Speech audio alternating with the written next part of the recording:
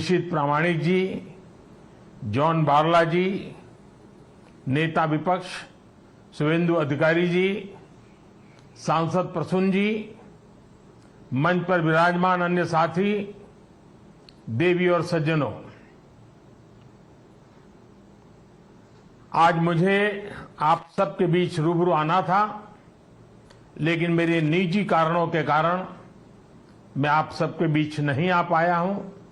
इसके लिए मैं आपकी बंगाल की क्षमा चाहता हूं। बंगाल की पुण्य धरती को, कोलकाता की ऐतिहासिक धरती को आज मेरे लिए नमन करने का अवसर है। बंगाल के कण कण में आजादी के आंदोलन का इतिहास समाहित है।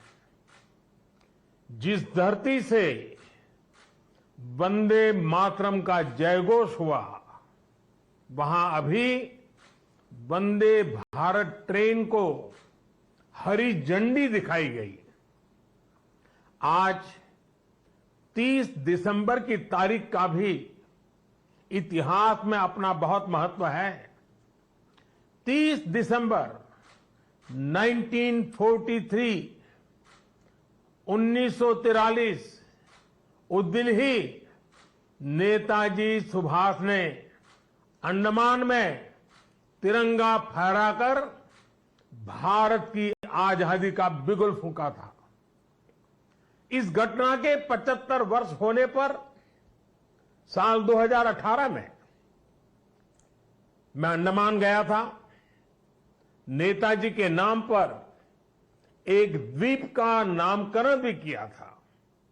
और अब इस समय देश आजादी के 75 वर्ष का पर्व मना रहा है, अमृत महोत्सव मना रहा है। इसी अमृत महोत्सव में देश ने 475 वंदे भारत ट्रेन शुरू करने का संकल्प लिया था। आज इसी में से एक हावड़ा न्यू जलपाईगुड़ी वंदे भारत ट्रेन यहां कोलकाता से शुरू हुई है।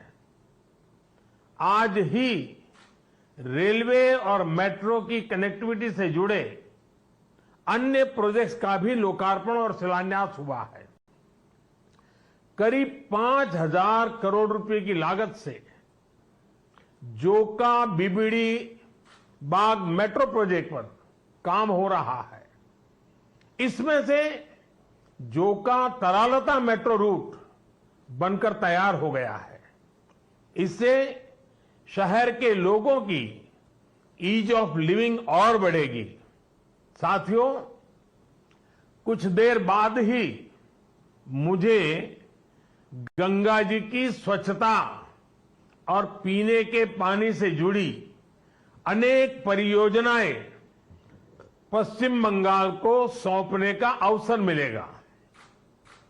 नमामि गंगे मिशन के तहत पश्चिम बंगाल में सीवरेज के 25 से ज्यादा प्रोजेक्ट्स को मंजूरी दी गई है।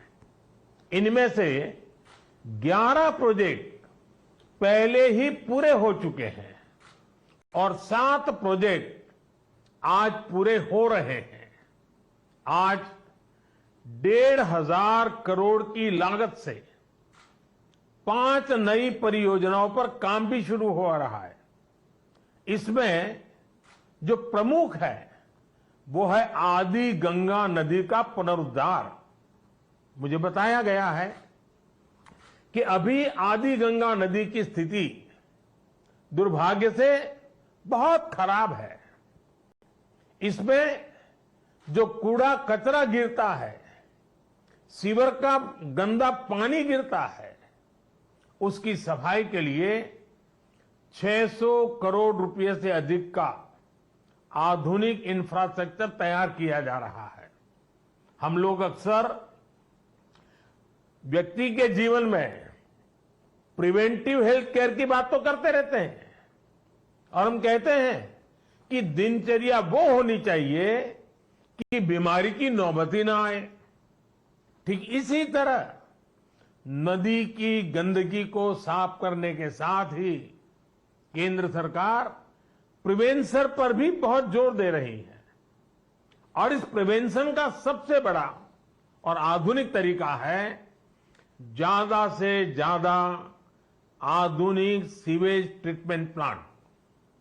आने वाले 10-15 साल बाद की जरूरतों को ध्यान में रखते हुए देश में आज ही आधुनिक सीवेज ट्रीटमेंट प्लांट लगवाए जा रहे हैं।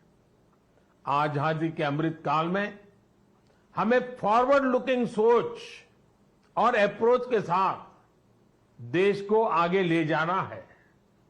साथियों, इस 21वीं सदी में भारत के तेज विकास के लिए भारतीय रेलवे का भी तेज विकास, भारतीय रेलवे में तेज सुधार, ये सारी बातें बहुत जरूरी हैं। इसलिए आज केंद्र सरकार भारतीय रेलवे को आधुनिक बनाने के लिए, रेलवे इंफ्रास्ट्रक्चर को आधुनिक बनाने के लिए रिकॉर्ड इन्वेस्टमेंट कर रही है। आज भारत में भारतीय रेलवे के कायाकल्प का राष्ट्रव्यापी अभियान चल रहा है। आज वंदे भारत, तेजस, हमसफर जैसी आधुनिक ट्रेनें देश में बन रही हैं। आज विस्टाडोम कोचेज रेल यात्रियों को नए अनुभव करा रहे हैं।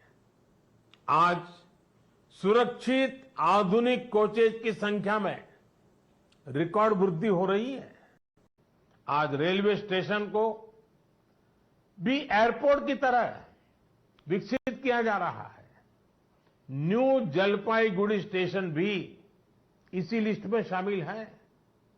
आज रेलवे लाइनों का दोहरीकरण, रेलवे लाइनों का बिजलीकरण जिस रफ्तार से हो रहा है वो पहले कभी नहीं हुआ। देश में जो ईस्टर्न और वेस्टर्न डेडिकेटेड फ्रेट कॉरिडोर बन रहे हैं वो लॉजिस्टिक्स सेक्टर में क्रांतिकारी बदलाव लाने वाले हैं। सुरक्षा हो, स्वच्छता हो, सामर्थ्य हो, सामंजस्य हो, समय की पाबंदी हो, सहूलियत हो, भारतीय रेलवे आज एक नई पहचान बनाने की हम सबकी कोशिश रंग ला रही है। बीते 8 वर्षों में भारतीय रेलवे ने आधुनिकता की नींव पर काम किया है। अब आने वाले 8 वर्ष में हम भारतीय रेलवे को आधुनिकता की नई यात्रा पर निकलते हुए देखेंगे। भारत जैसे युवा देश के लिए भारतीय रेल भी युवा अवतार लेने जा रहा है और इसमें निश्चित तौर पर 475 से ज्यादा वंदे भारत ट्रेनों की बड़ी भूमिका होगी। साथियों, आजादी के बाद के 7 दशकों में 20,000 रूट किलोमीटर रेल लाइन का बिजलीकरण हुआ। वहीं 2014 में हमारी सरकार बनने के बाद बीते 7-8 वर्षों में ही 32,000 रूट किलोमीटर से ज्यादा रेल लाइन का बिजलीकरण हो चुका है। ये है देश के काम करने की रफ्तार, रेलवे के आधुनिकीकरण की रफ्तार। और इस रफ्तार को तेज करने के लिए अब भारत में दुनिया के सबसे शक्तिशाली बिजली के रेल इंजनों का भी तेजी से निर्माण हो रहा है।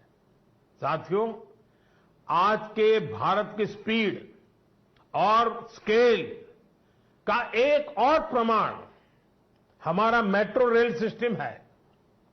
कोलकाता के लोग जानते हैं कि दशकों से मेट्रो रेल पब्लिक ट्रांसपोर्ट का कितना बेहतरीन माध्यम रही है।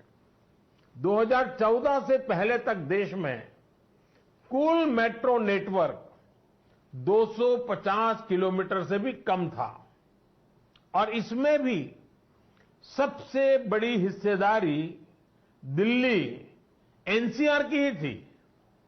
केंद्र सरकार ने इस स्थिति को भी बदलता हुआ है, उसको बदलने का पूरा प्रयास किया है और बहुत तेजी से बदला है।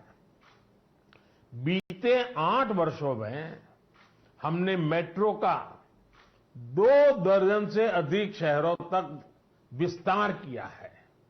आज देश के अलग अलग शहरों में लगभग 800 किलोमीटर ट्रैक पर मेट्रो चल रही है।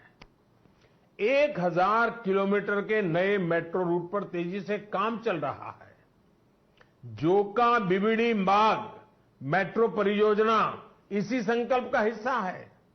साथियों, पिछली सदी के भारत की 2 और बड़ी चुनौतियां रही हैं, जिन्होंने देश के विकास पर बहुत नकारात्मक असर डाला है। एक चुनौती रही इंफ्रास्ट्रक्चर के कार्यों में विभिन्न एजेंसियों में तालमेल की कमी और दूसरी चुनौती रही ट्रांसपोर्ट के विभिन्न साधनों में भी आपसी तालमेल का जीरो होना। इसका नतीजा ये हुआ कि सरकार के एक विभाग को पता ही नहीं होता था कि दूसरा विभाग कहां नया काम शुरू करने वाला है। इसका खामियाजा देश के ईमानदार टैक्स पेयर को उठाना पड़ता था। देश का ईमानदार टैक्स पेयर हमेशा से सरकारी पैसे की बर्बादी से, परियोजनाओं में देरी से, भ्रष्टाचार से नफरत करता है। जब वो देखता है कि उसकी गाढ़ी कमाई से दिए हुए टैक्स से गरीब का नहीं बल्कि किसी भ्रष्टाचारी का भला हो रहा है, तो उसका खिन्न होना स्वाभाविक है। पैसे की इसी बर्बादी को रोकने के लिए विभागों में, सरकारों में तालमेल को बढ़ाने के लिए पीएम गति शक्ति नेशनल मास्टर प्लान लागू किया गया है। अब चाहे विभिन्न राज्य सरकारें हो, अलग अलग सरकारी विभाग हो, कंस्ट्रक्शन से जुड़ी एजेंसियां हो या इंडस्ट्री के लोग हो, सब एक ही प्लेटफॉर्म पर आ रहे हैं। पीएम गति शक्ति देश में ट्रांसपोर्ट के अलग अलग माध्यमों को जोड़ने, मल्टी मॉडल कनेक्टिविटी के काम को भी गति दे रहा है। आज देश में रिकॉर्ड तेजी से हाईवे बन रहे हैं, एयरपोर्ट बन रहे हैं, वाटरवे बन रहे हैं, नए पोर्ट बन रहे हैं और इसमें भी सबसे बड़ी बात ये कि इन्हें अब इस तरह तैयार किया